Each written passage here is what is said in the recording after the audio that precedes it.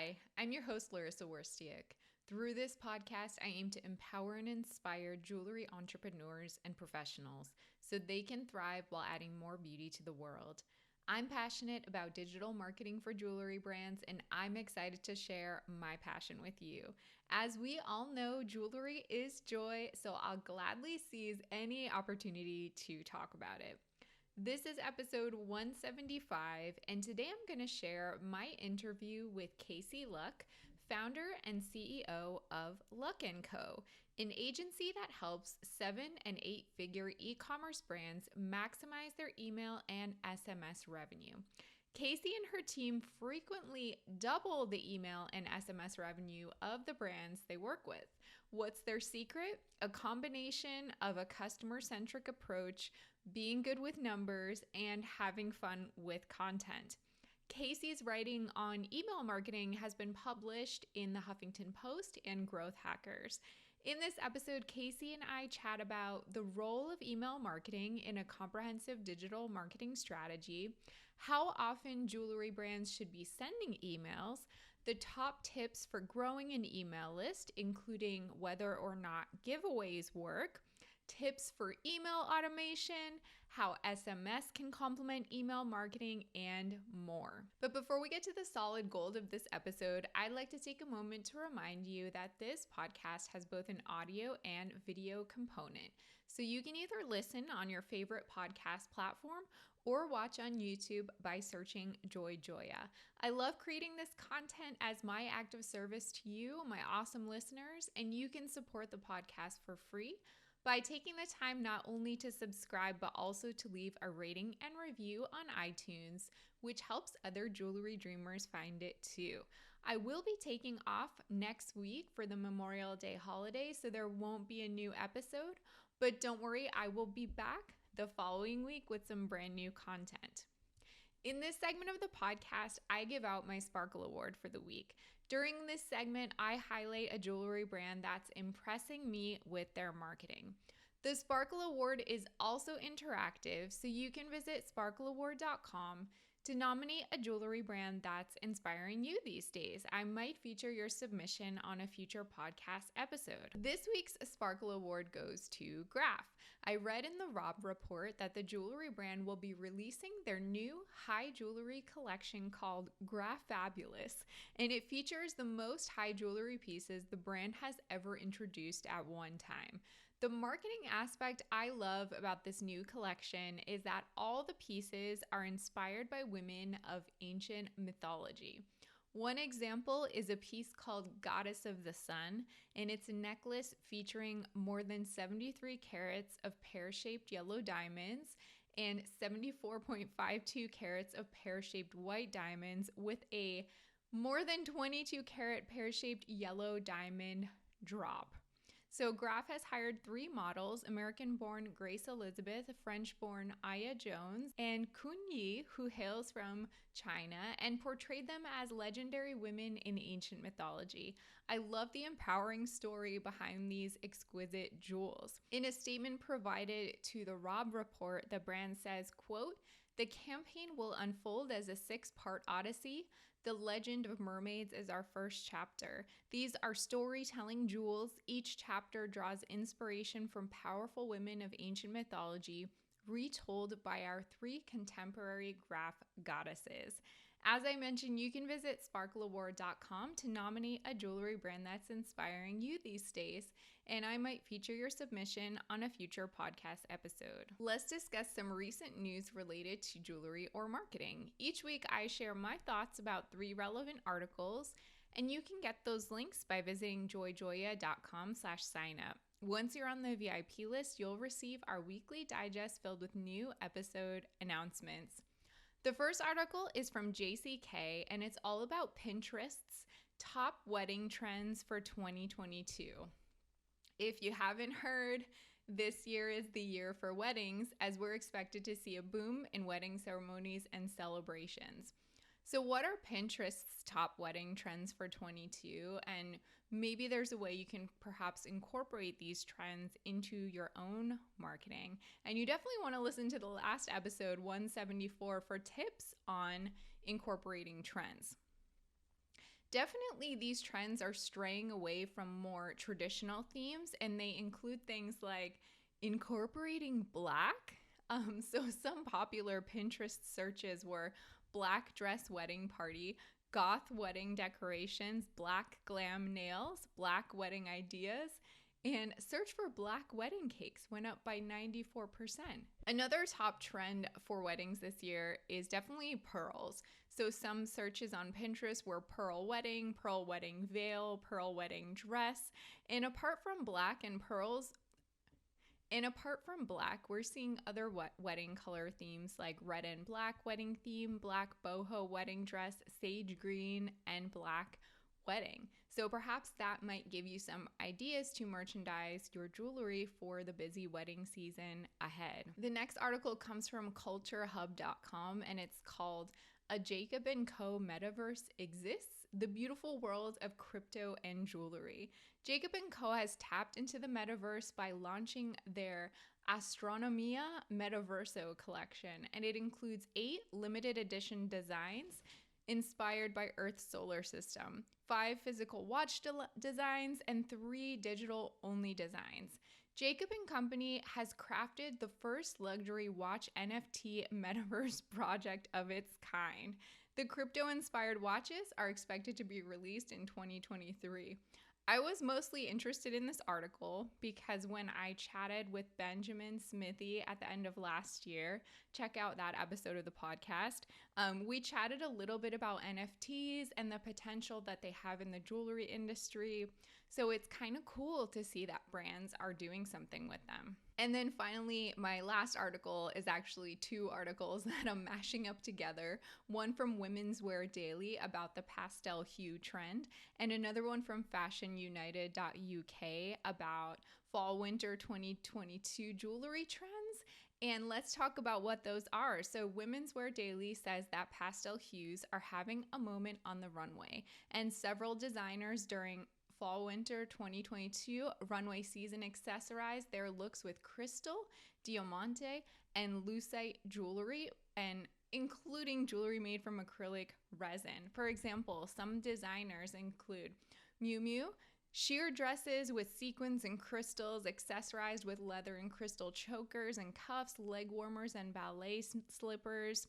Carolina Herrera had looks accessorized with a gold and crystal necklace with matching earrings. And then Burberry featured 3 looks with diamante face framing jewelry and had a look embellished with diamante brooches. So it's really cool to see how these jewelry trends are showing up on the runway, and will they be influencing consumer preferences later this year and into 2023? As I mentioned, if you want to get the links to the articles I share in this segment of the podcast, you can become a JoyJoya VIP by visiting joyjoya.com/signup. Without further delay, let's get to my interview with Kasey. Hey, Kasey, thanks so much for coming on the podcast today. I'm so excited to have you as a guest and to have you share all your knowledge about email marketing with the listeners and viewers. Thank you so much for having me. I am so excited. So tell our listeners a little bit about your journey in marketing. How did you first enter the world of email marketing, and how did you get where you are today in your career? Sure. I've been doing email marketing my whole professional career. It was an accident that I landed in email specifically. My first job was at a venture fund and startup accelerator in the Silicon Valley, and I was hired to do operations for events. And then, pretty soon, it became clear that I could do a lot of creative stuff too. So I started helping with marketing, and essentially my job became to sell tickets to events, and email marketing and our email list was by far the best channel to sell those tickets. So that's how I started emailing. And I had some background in graphic design, I had some background in writing too, because I studied journalism and wrote a lot in college.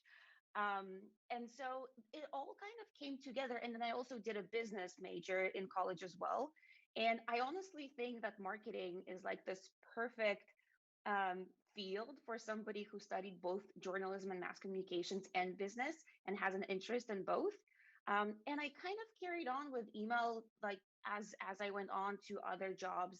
And then eventually I started just doing independent consulting, and I would work with all types of companies, mostly B2B, mostly tech companies, and offer all kinds of marketing services. But it always kind of came back to email just because I loved it, because it's the channel that gives you the best return on investment. It's a channel that you can quantify so well and track things so well. And I love that. I love concrete things. So like social media is amazing, but I could never find myself in it, because a lot of it is just kind of like you talk into like this big audience, and then two people out of 2000 see it, and you're like, well, what can I do? And they're like, well, you have to pay to reach more of your audience. So I stuck to email. And like throughout my journey, I was kind of working with lots of different companies, and I was looking for that niche that would allow me to focus even more and start growing my team so that we could scale a little bit. And that's how I landed with e-commerce. And about like right before the pandemic, at the beginning of 2020, I started this agency, Luck and Co agency, and I decided that we're just do I'm well, at that time it wasn't we, it was me. And I thought, I'm just going to do email marketing, like nothing else, no conversion optimization, no event marketing, like nothing. I'm going to say no to everything else. And I'm only going to work with e-commerce brands.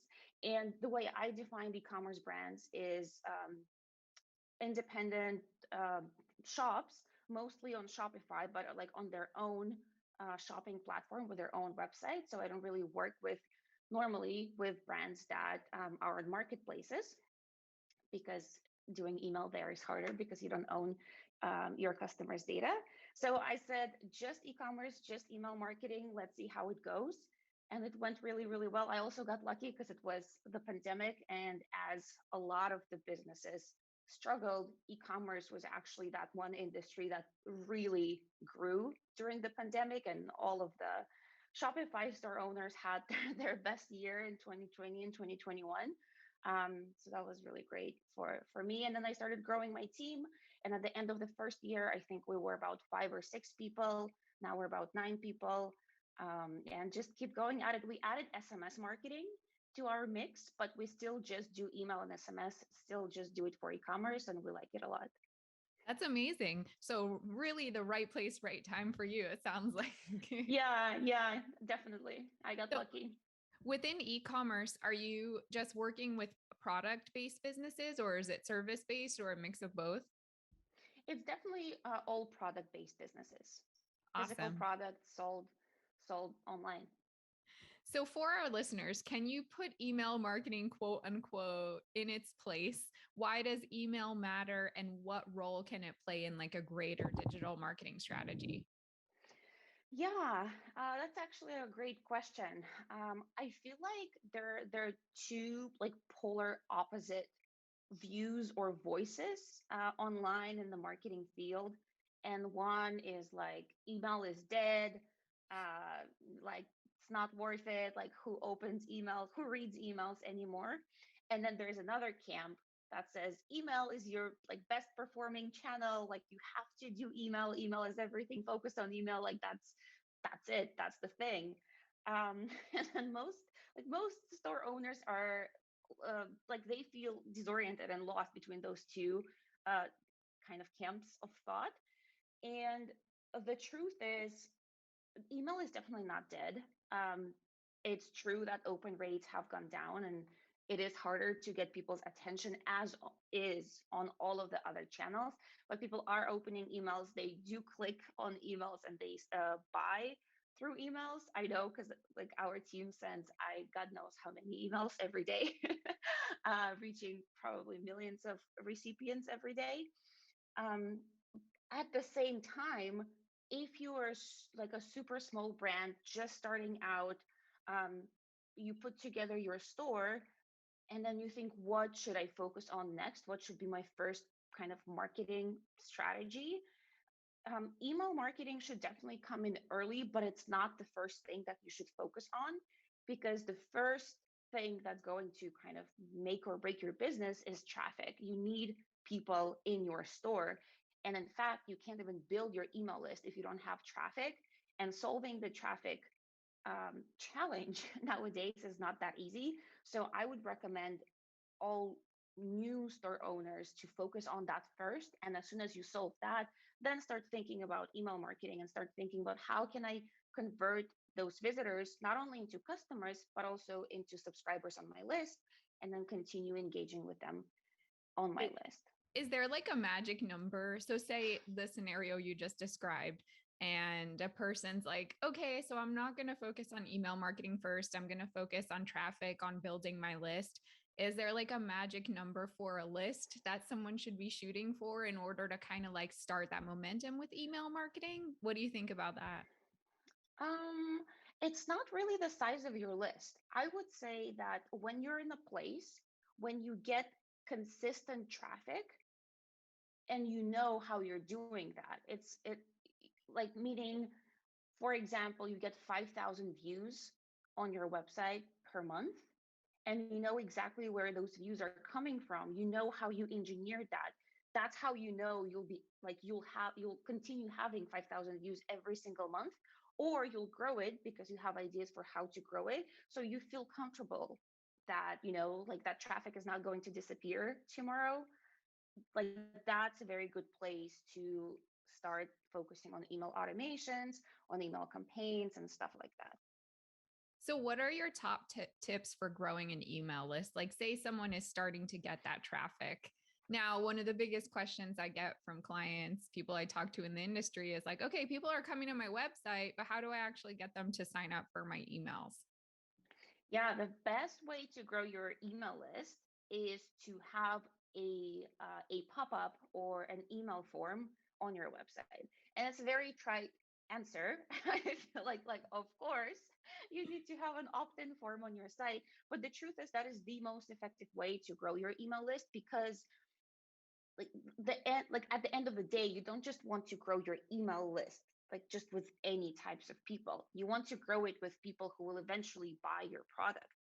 And for that, you need targeted audience who is potentially interested in what you have to sell. When you were driving traffic to your site, you already did that work of like pre-vetting those people or targeting those people. Like, I'm assuming you did your best job at trying to get the best people, like the most qualified people, if you will, to your site. So now, like, after all of that work is done, it's the easy part to get them to sign up to your email list. And the way you do that is you create an opt-in form. I recommend a pop-up, um, and ask for the person's email address and make sure that you offer something in return. And like when I talk about pop-ups, the most common concern or reply is, well, aren't pop-ups annoying? And I understand that sentiment, and pop-ups could definitely be annoying.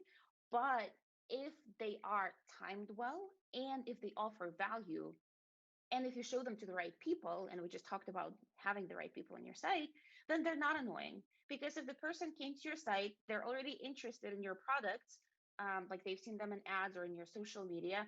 And now you tell them, hey, if you sign up and be part of our community, we give you 10% off or 15% off your first order. That is very valuable because they were already thinking about paying full price. Now they're saving 15%.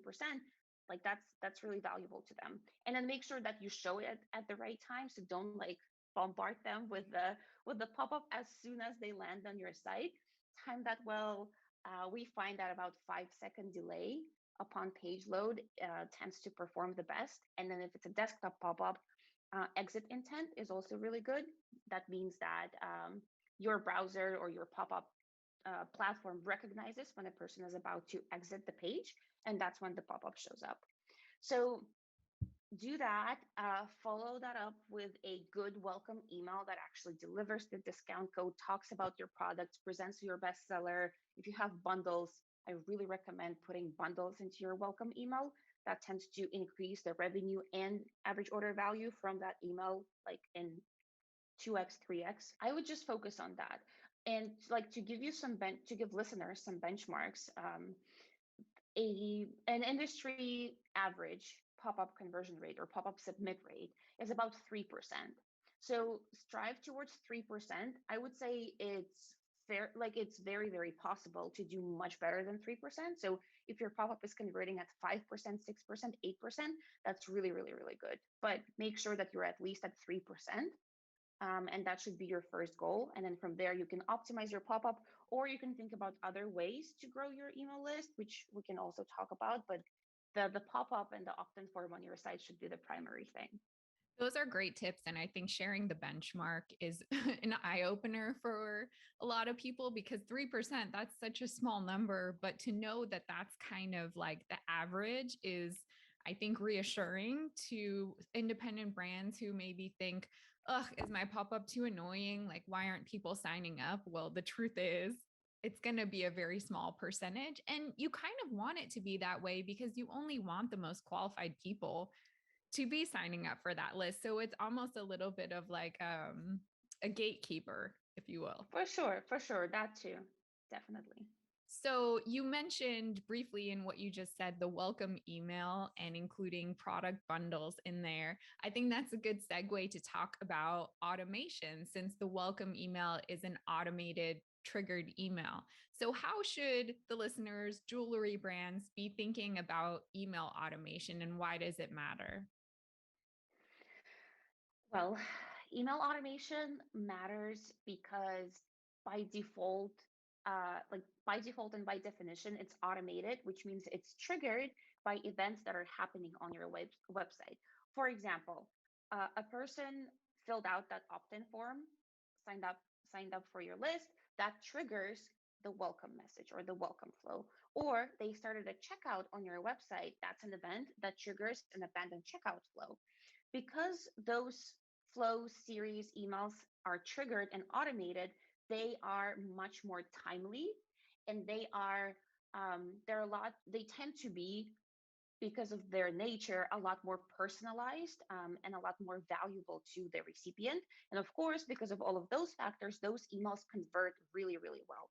The way I like to think about automated emails versus kind of like newsletter type emails or campaign emails, the way we call them, is when you send an email campaign or a newsletter, you decide when to send it and who to send it to. So it's kind of like you telling your subscribers what they should hear and when they should hear about it. With an automated email, it's your subscriber, your shopper telling you, I need this information at this time. So because they request that information and they indicate the time that when they want to receive that, of course, that's going to be super effective. So I recommend setting up at least, like at the beginning, at least three automations: your welcome flow, your abandoned checkout flow, and your thank you slash post purchase flow. Let's just call it a post purchase flow. And have at least one email in each. Like if it feels overwhelming, just one email is a lot in each flow is much better than nothing. But if you have more resources and more time, maybe up to three emails in each flow. And the way you should think about it is think about your shopper and like where they are in the shopping journey when they're triggering this flow. What are they thinking about, and what kind of information do they need at this stage? So if it's a welcome flow, they just signed up, they kind of know about your brand, but they are not really sure why they should buy from you. So talk about your products, talk why about they're great, show other people's reviews and satisfaction and like their reaction to your products, whether that's screenshots from Instagram, like Instagram comments, or reviews on different platforms or anything like that. um, Talk about yourself and your brand and why you uh, came to build it. If it's a valuable and inspiring story, that's great too. With abandoned checkout flow, the person is probably much more familiar with the brand right now. They're considering a very specific product. And at this stage, they usually have a few very specific hesitations. One hesitation is the price worth this product? So, like, talk about the product in specifics and try to convince the person that yes, this is worth this price because X, Y, and Z. Uh, People in the abandoned checkout stage usually have questions about the refund policy, um, discounts, Shipping is a very big one. Like, how much is it? How long does it take? Stuff like that. So make sure. Oh, and also, like, if I have a question, how do I reach out to you? Like, will I be supported? So make sure that you address all of those things in your abandoned checkout emails. And but also at the same time, don't try to cram everything into one email. That's why you have three. So address like one or 2 points per email, and then like spread them out. And then in the post-purchase flow, your goal is to make sure that your new customer has the best experience possible with your product, because that's going to ensure that they come back and repurchase from you or tell their friends about you. So yeah, they have their product now, but like keep telling them about how it's great. um, Keep, in case of jewelry, you could give them inspiration for how to wear it, how to pair it with different outfits, with other jewelry, and things like that. So we call that customer activation. So what can we do to make sure that they have the best experience possible?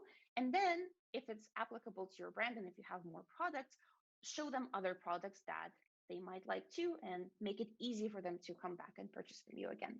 Those are such great tips. I think for me as a marketer and also as a consumer, it's like so hard for me to shop online because I have personal pet peeves about all of these email marketing points that you made. And if there's a brand that I'm interested in and I'm not getting this type of follow up with the automation, I'm like, what the heck? Like, why aren't you engaging with me? Yeah. I call this a professional deformation. Like as a like as an email marketer, of course, view and consume emails in a very, very different way from a normal person. Like my husband is a video maker, filmmaker, and it's impossible to watch movies with him because he's like, this graphic is shit. This like sound design is horrible. Like I'm going to tell you what's going to happen next because the script is like ABC of script writing. So yeah, that's just kind of what professionals have to live with in their field. It's so funny. It also makes, especially with that welcome series or that welcome email, I find it kind of like shady at this point if I don't get a welcome email from a brand, because I'm almost like, where did my email address just go? Like, I feel like I Oh just yeah, entered it into a black hole. And now what are they going to do with my email address? You know? that's a good point for sure. So let's talk about email frequency. This is another, in addition to the point you made about the pop-ups and the objection to pop-ups being that they can be annoying. Another objection I get in email marketing is, oh, if I send too often, I'm going to be annoying and people are going to unsubscribe. So I would love to hear you talk about that. So the when we talk about email frequency, I think it's also important to recognize the difference between email flows or automated emails and email campaigns, like newsletter type emails, like one-off manual emails, if you will. And with flows, because they're triggered, and because when you send them or when you plan to send them, the person is actively engaging with your brand, I have kind of like more tolerance with sending more often. So, for example, with the welcome flow, welcome one goes out immediately, welcome two goes one day later, and then welcome three goes 2 days after welcome two. So, you kind of like increase the spacing between emails as you go down the flow. Mm-hmm. And same with other flows. But I would say for a regular flow, for like a high engagement stage flow, such as welcome flow, abandon checkout, and post purchase, um, 1, 2, 3 days between emails is great. When we talk about campaigns, with campaigns, it's like completely up to you when you send those emails, and maybe you have resources to only send one email campaign per week, or maybe you can send 3 email campaigns per week. Our kind of go-to frequency is 2 email campaigns per week. However, when we do that, we segment the audience quite a bit, and this might get a little bit more, a little too technical, but essentially, the philosophy or the premise is that your most engaged subscribers should hear from you more often, and less engaged subscribers should hear from you less often. So we have segments that are based on engagement, and the engagement is defined in opening and clicking emails, going to your website, starting checkout. That's it.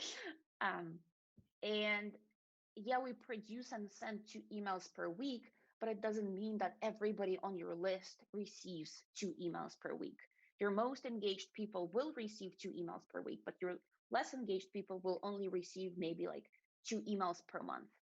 And that's So it. So how do you go ahead. decide who gets what?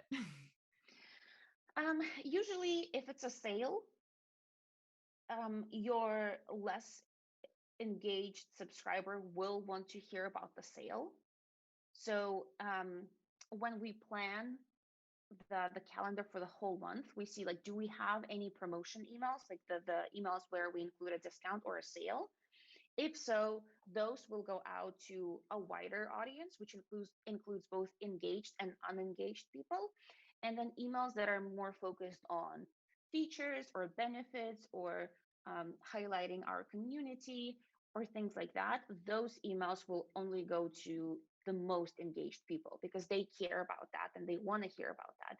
And people who only open an email from you like once a month, or not once a month is actually good, once every 3 months, they won't care about that. So we exclude them from emails like that. It's really on a case by case basis. And once you start segmenting and once you start doing it consistently, you will develop this kind of gut feeling about which emails should go to which people. And also, like, as always in marketing, just like whenever you're unsure, just put yourself in the shoes of your shopper, your subscriber, the person in your audience, and think about what would you want to hear about if you were in the audience of your own brand. And that really helps too. That makes sense. I think you might have sort of answered this, but I was curious, how does a brand decide the like number that qualifies someone as less engaged versus more engaged? Or is it just relative to what that brand is doing, sending, what their numbers are? Well, it's definitely going to be relative to what they're doing, but a good rule of thumb is to have 3 or 4 segments that are defined in the following way. Or let's start with the names. So the names of the segments would be engaged 30 days, engaged 90 days, engaged 180 days, and engaged 365 days. And they're defined in the same way, except that time frame will differ. So engaged 30 days means they opened email at least once in 30 days, or they clicked an email at least once in 30 days, or they viewed a product or were active on site at least once in the 30 days, or this is a little debatable, but we added or started a checkout in the last 30 days. And then engaged 180 days will be the same, except it will be once in 180 days. And your engaged 30 days is more engaged than an engaged 90 days, and engaged 90 days is more engaged than engaged 180 days, and so on. So engaged 365 days is the least engaged segment of the 4 that we just described. There's one important note that I want to mention that I think a lot of people would have questions about, is that like the first part of the definition, opened email at least once in 30 days or X days. This is a debatable part of the definition right now because after the iOS 15 updates, opens are not as reliable anymore. Some opens, essentially up to 50% of your opens are fake or not real opens, or you don't know whether they're real opens or not because Apple obscures the open rate of their users. So whoever is on an Apple device and is using iOS 15 or a later OS, all of the emails you send to them will appear as opened in your email platform. And some of those people actually opened your email, but some didn't. But Apple still shows it as if they opened the email. So just be aware of that. We still keep it as part of our segments for now. Depending on the email platform you use, you might be able to differentiate between Apple opens versus non-Apple opens. However, this is still not like exactly helpful because like within Apple opens, there's still like a lot of real opens. But the problem is you don't know which ones are real and which ones are not. So just be aware of that. For simplicity, if you don't want to deal with all of this mess, just define the segments the way I described. If you want to go like more in depth, then research this and see if you can optimize the definition of those segments. It's a really good point that you made, and I'm glad you brought it up. It might be a little bit too advanced for some listeners, but I think it's worth being aware of this and knowing Mm-hmm. about it for sure. There was one Definitely. thing that you mentioned that I'm a little worried that some listeners might be like, what is she talking about? So within the automated series, you kept saying the term flow, which I know what it is, but can you just like define that in Oh yeah. layman's terms? Yeah. Sorry, I know. I try to be really careful about all of the marketing lingo, I but do I it too. definitely I have to fall like into the correct traps. myself all the Yeah. time. So when I say a flow, I mean an automated series of emails. So if it's automated, it's already a flow, even if it has one email, but usually a flow would have multiple emails, like in a string as a series that are all triggered by an event at the beginning. And then you have time delays, you have emails and stuff like that. So that's a flow. Sure. So almost like for a welcome, like a part one, a part two, or a part three, something like that. And they get sent at different times. Yes. Great. Um, so back to the strategies for growing the email list in addition to pop-ups. One thing that a lot of brands try to grow their email list is doing giveaways. And I'm curious to know your thoughts about that. Do you find them to be effective? Do you recommend them, etc.? We've tested this approach at length with multiple brands multiple times. And specifically, the type of giveaway that we've tested is a partner giveaway. So a few different brands come together, each contributes usually their product as part of the price. So the total price becomes like packs of products from these five different brands, and then the total like dollar value of that prize is some big number, some big and impressive number. And then each partner within this giveaway markets that giveaway to their specific audience, which usually includes sending an email to their email list. People who respond to that go to a landing page for the giveaway. They submit their email address to participate in the giveaway, and then all of the partners share the resulting email list, and that's how you grow your list, and through this approach. And then of course you actually select the winners and you award the prize to the winner. And I will tell you that it is a very effective way to grow your list. You will add a lot of people to your list this way. However, they will barely, if at all, convert, and they will unsubscribe in droves from your list. So what this is doing is, when your unsubscribe rate is high, that's a bad signal for your sender score and your deliverability. So if it becomes really bad, it may hurt the deliverability of all of your emails. So when you send like emails to your previous subscribers, the subscribers who subscribed on your website, they might go to spam, because like so many people who subscribed through this giveaway unsubscribed and sent a bad signal for your sender score. So that's one.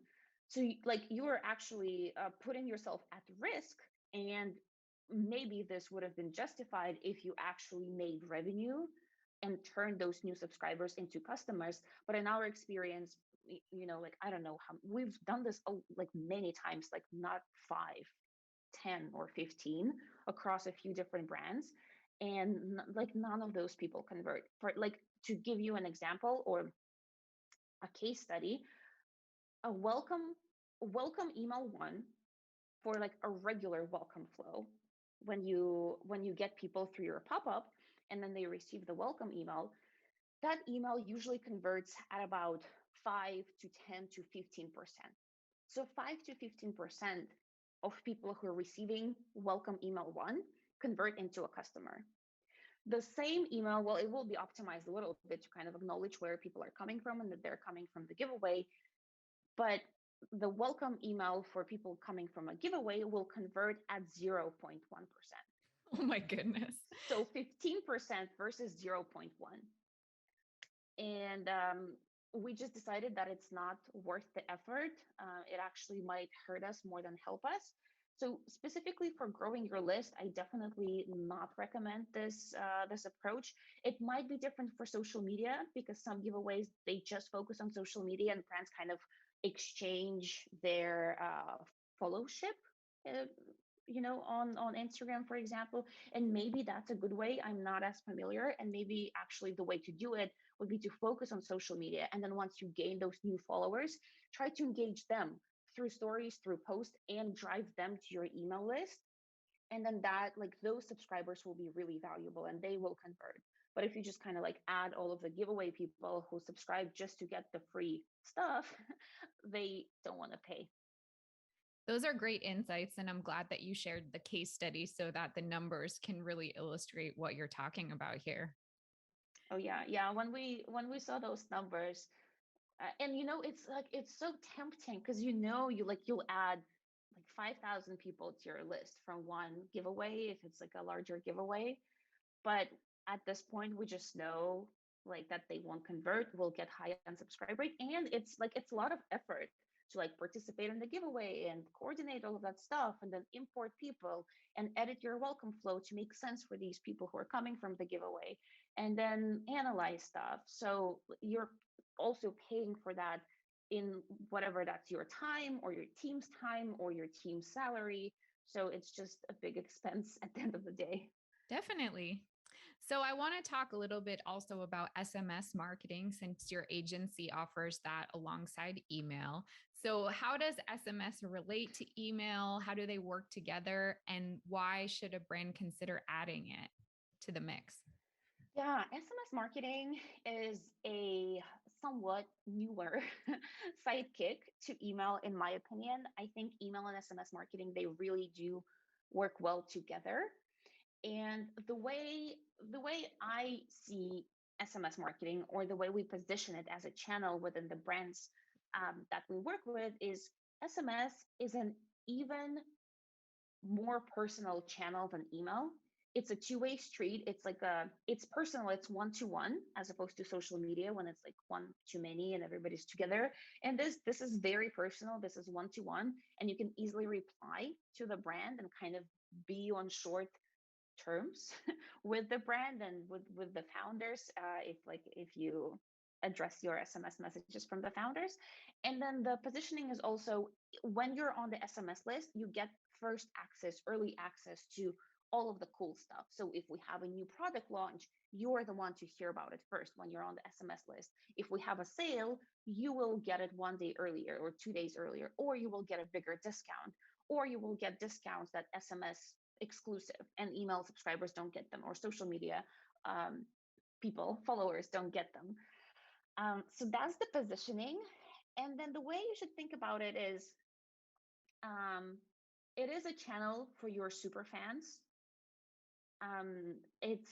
It's a great way to engage with them. Some people actually prefer to hear about marketing stuff through SMS versus email. So when you feel like you have like the space and the resources to focus on it and add that, I recommend doing it. I don't think you should necessarily like start with SMS marketing, start with email. Your email list will always be bigger than your SMS list, because kind of by definition, SMS list is your super fun fans, or like more interested people want, the people who are more interested in your brand want to be on your SMS list. And then in terms of content, just kind of follow up on that promise and do send early access stuff. And then once in a while, send just like cute engagement things. Like you could send an SMS message and say, "Hey, you look great today," or like, or a gift with a puppy or something like that. And that's a really nice way to stand out and to build a really personal relationship with the brand, and to make your subscribers like really remember your brand and tell their friends about it. Yeah, those are really great points. This has been such an informative conversation. I learned a lot too about the benchmarks that you shared. I love all the insights that you have. Is there anything else you would like to share, Kasey, or tell our listeners and viewers? Start growing your list, start building your list as soon as possible. It's like it's the easy thing. Just have a pop-up, have that opt-in form on your site. um, or if you don't have your own site and you sell through marketplaces, have an easy way to subscribe in your Instagram um, bio, in your Instagram bio or something like that. So even if you're not sending emails yet, just start building the list. And then once you feel comfortable, first start adding short little automations, welcome email, abandoned checkout email, post purchase, and then start sending campaigns. Like, again, with as with everything, the minimum is better than nothing. So if you feel overwhelmed, if you feel like you can't commit to like sending 2 emails per week, send 1 email per month. Like, just start with that. It's great to start with, and then do 2 emails per month. And you'll already be doing so much more than a lot of the smaller brands do. Absolutely. Well, thank you, Kasey. I so appreciate your time and expertise. I know my listeners and viewers will enjoy this. So thanks so much for coming on the podcast. Thank you. Thank you so much for having me, Larissa. This was super fun. The best way to connect with Kasey, if you're interested, is to send her a LinkedIn message to schedule a call on the agency's website. That's luckandco.agency, or subscribe to her YouTube channel where she shares in-depth tutorials and guides for e-commerce store owners. To find that channel, search for Kasey Luck on YouTube. You can also always email me, Larissa, that's LARYSSA at joyjoya.com. If you love this podcast, please share it with a friend who'd appreciate it. And don't forget to subscribe as well as leave a review on iTunes. To purchase a signed copy of my book, Jewelry Marketing Joy, visit joyjoya.com/book for more information.